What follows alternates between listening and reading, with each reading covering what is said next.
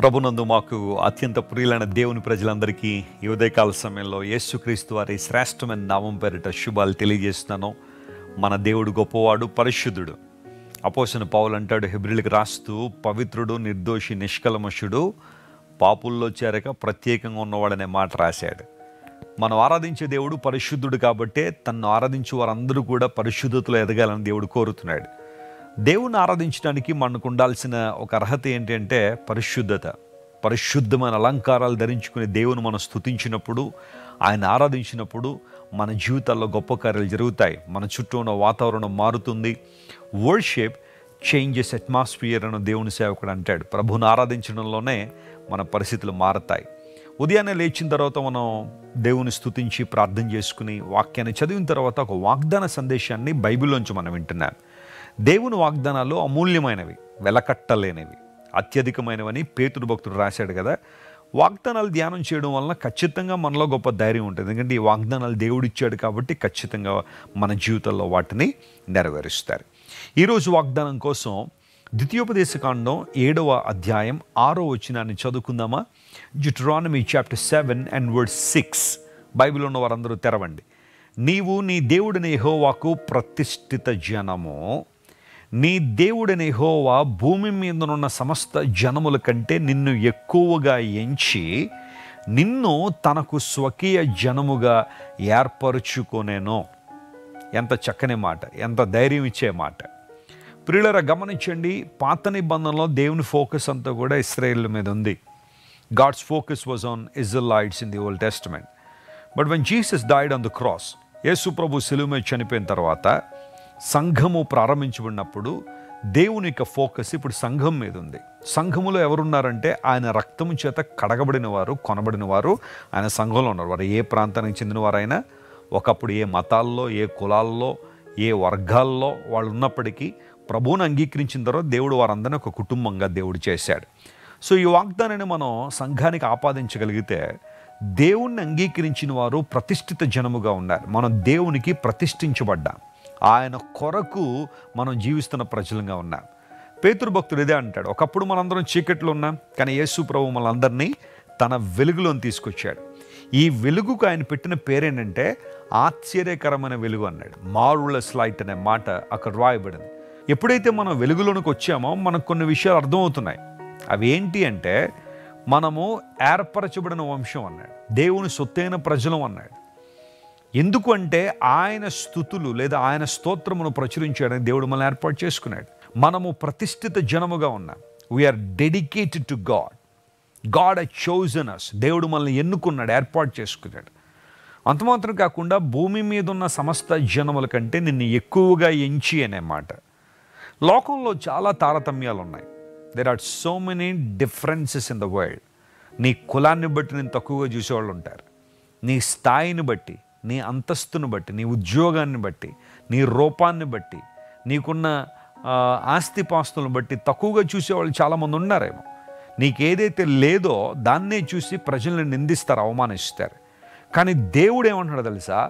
నిన్ను భూమి మీద ఉన్న సమస్త జనముల కంటే ఎక్కువగా ఎంచుతున్నాను. ఇప్పుడు ఎవరు ఎంచే విషయాన్ని నీవు పరిగణలో తీసుకుంటావు చెప్పు ఒకసారి. కొన్నిసార్లు లోకసమైన వ్యక్తులు నిన్ను అపహాస్యం చేస్తారని కృంగిపోతున్నావు. చాలామంది విద్యార్థులు స్కూళ్ళల్లో లేదా కాలేజెస్లో బుల్లింగ్ చేయబడుతుంటారు. బుల్లింగ్ చేస్తారు కొంతమంది. వారి రూపాన్ని బట్టి బాడీ షేమింగ్ అంటారు, లేదా వారి యొక్క స్థాయిని బట్టి హేళన చేసేవాళ్ళు కొంతమంది ఉంటారు. ఇలాంటివి ఎక్కువైపోతున్నాయి ఈ రోజుల్లో. అందరిని బట్టి డిప్రెషన్లు పెరుగుతున్నాయి ఈ రోజుల్లో. అలాంటి సిచ్యువేషన్లో కనుక నువ్వు ఉంటే, నీ ఆఫీస్లో కావచ్చు, నువ్వు పనిచేసే స్థలంలో కావచ్చు, నీ వ్యాపారంలో కావచ్చు, నీ బంధువుల మధ్య కావచ్చు, కొన్నిసార్లు అందరూ నిన్ను తక్కువగా చూస్తూ హేళన చేస్తూ నువ్వు యేసు ప్రభువుని అంగీకరించినందుకు, ప్రభువుని వెంబడిస్తున్నందుకు నిన్ను చాలా ఇబ్బంది పడుతున్నారు మానసికంగా. ఈరోజు దేవుడు నీతో మాట్లాడుతున్నాడు. ప్రభువు నిన్ను సమస్త జనముల కంటే ఎక్కువగా ఎంచాడు ఆయన. అది నువ్వు గమనించాల్సింది. అక్కడ నువ్వు ఫోకస్ పెట్టాల్సింది. ప్రభువు దృష్టిలో నువ్వు ఎంచబడిన వాడు. ఎక్కువగా దేవుడిని ఎంచాడు. నువ్వు తక్కువ వాడు కాదు, నువ్వు అంటరాని వాడు కాదు, నువ్వు అమానుష్యమైన వ్యక్తివి కాదు. ప్రభువు నేను గొప్పగా ఎంచాను అన్నప్పుడు నువ్వెందుకు కృంగిపోతావు? ఇంకెందుకు అధైర్యపడతావు? ఎందుకు బాధపడతావు? వాళ్ళో వీళ్ళో నిన్ను ఏదో అన్నారని ఎందుకు ఇబ్బందులు పాలవుతున్నావు? ప్రభువు నిన్ను ఎంచుతున్నాడు, నువ్వు గొప్పగా ఉండాలని గొప్పవాడిగా దేవుడు నిన్ను ఎంచాడు. అంత మాత్రం కాకుండా ఆయన తన స్వకీయ జనముగా ఏర్పాటు చేసుకున్నాడట.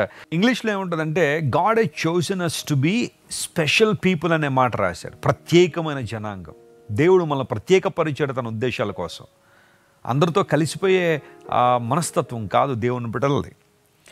దేవుడు మనల్ని ప్రత్యేకపరిచాడని లేఖనాలు సెలవిస్తుంది. ఎందుకు ఈ ప్రత్యేకము అంటే లోకము నుండి దేవుడు వేరుపరిచి తన కొరకు జీవించినట్లుగా. అలా అని చెప్పి మనం మనుషుల్ని ద్వేషిస్తామనో లేదా వారిని రీచ్ కాకూడదని నేను చెప్పట్లేదు, కానీ ఆధ్యాత్మికంగా ప్రత్యేకమైన స్థానంలో దేవుడిని ఉంచాడు. నీవు ప్రపంచానికి ఆశీర్వాదకరంగా నీవు ఉండాలి. నీ ద్వారా దేవుడు తన జ్ఞానాన్ని ప్రపంచానికి చాటి చెప్పాలని ఆశిస్తున్నాడు. ఆ స్పెషల్ అనే పదానికి హిబ్రూలో సెగ్యూలా అనే పదం వాడారు. దానికి అర్థం ఏంటంటే యు ఆర్ ఏ జ్యువెల్, ఒక ఆభరణం అన్నాడు. లేదా మరొక చోట ఏముంటుందంటే యు ఆర్ ఏ ట్రెజర్ అనే మాట వాడాడు. నువ్వు ఒక స్వాస్యం అట, ట్రెజర్. ఎంత చక్కని మాట ఇదంతా కూడా. ఇంకెందుకు కృంగిపోతావు? దేవుడు నిన్ను ఒక ఖరీదైన ఆభరణంగా ఆయన నేను చూస్తున్నాడు, ఒక ట్రెజర్గా దేవుడు నేను చూస్తున్నాడు. స్పెషల్ అనే మాటకు అర్థం అదే.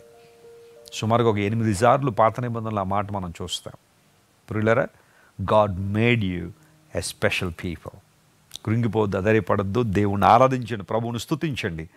ఆయనని ఎంచుకున్న విధానం, ఎంపిక చేసిన విధానం చాలా గొప్పది కనుక ప్రభువును స్తుతిద్దాం, ఘనపరుద్దాం. తద్వారా దైవ ఆశీర్వాదాలు పొందుకుందాం.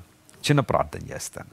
ప్రేమగల తండ్రి, ఈరోజు మీరు మాతో మాట్లాడిన ప్రతి మాటను బట్టి నీకు స్తోత్రాలు. మనుష్యులను మమ్మల్ని తక్కువగా ఎంచవచ్చేమో, కానీ నీవు భూమి మీద ఉన్న సమస్త జనముల కంటే మమ్మల్ని ఎక్కువగా ఎంచినందుకు నీకు స్తోత్రాలు ప్రభువా.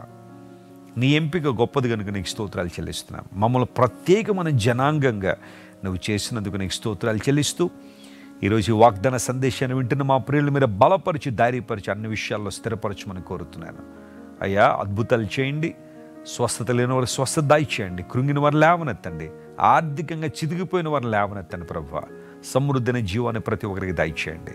ఘనత మహిమ నీకే చెల్లిస్తూ యేసు నామం పేరిట అడిగి వేడుకుంటున్నాం తండ్రి. Amen, amen. God bless you dear friends. Have a wonderful day. Christ Worship Centre ఓ బలమైన సంఘ ఉజ్జీవం. కొన్ని సంవత్సరాల క్రితం కేవలం 2తో ప్రారంభించబడిన పరిచర్య నేడు ప్రపంచవ్యాప్తంగా లక్షలాది మందిని ప్రభావితం చేయుచున్నది. రాజమండ్రి, సికింద్రాబాద్, బెంగళూరు, నెల్లూరు, దుబాయ్, బెహ్రైన్, కరీంనగర్, విశాఖపట్నం, గద్వాల్, కొవ్వూరు, మలకపల్లి, శ్రీలంక, భూటాన్, అడ్డతీగల, పాలమూరు, ఒంగోలు, బళ్ళారి, కోరుకొండ, పోతవరం, నల్లజర్ల, వెంకటరామయ్యగూడెం, మచిలీపట్నం, ఇందిరానగర్లతో పాటు అనేక గ్రామాల్లో క్రైస్ట్ వర్షిప్ సెంటర్ ఆరాధనలు జరుగుచున్నవి. వాక్య సంబంధమైన ఉజ్జీవంలో, పరిశుద్ధాత్మ సంరక్షణలో కొనసాగాలనుకునే ప్రతి ఒక్కరికి మా ప్రేమపూర్వక ఆహ్వానాన్ని అందిస్తున్నాము. రండి, ఆత్మతో సత్యముతో ప్రభువైన యేసుక్రీస్తును ఆరాధిద్దాం. మీరు ఇంతవరకు విన్న దైవ సందేశం మరియు దేవుని సేవకులు చేసిన ప్రార్థన మీకు ఆశీర్వాదకరముగా ఉన్నదని విశ్వసించుచున్నాము. ఈ సందేశాన్ని మీ స్నేహితులకు, బంధువులకు షేర్ చేయండి. మీకు ఏదైనా ప్రార్థన అవసరత ఉన్నచో మా ఫోన్ నంబర్లకు కాల్ చేయండి. దేవుడు మిమ్మల్ని ప్రేరేపిస్తే విశ్వాసంతో సాగుచున్న ఈ పరిచర్యను ప్రోత్సహించండి. మరిన్ని వర్తమానాలు, పాటలు వినుటకు జాన్ వెస్లీ మినిస్ట్రీస్ అను మా యూట్యూబ్ ఛానల్ను సబ్స్క్రైబ్ చేసుకోనండి. ప్రభువైన యేసుక్రీస్తు కృప మీకు తోడైండును గాక.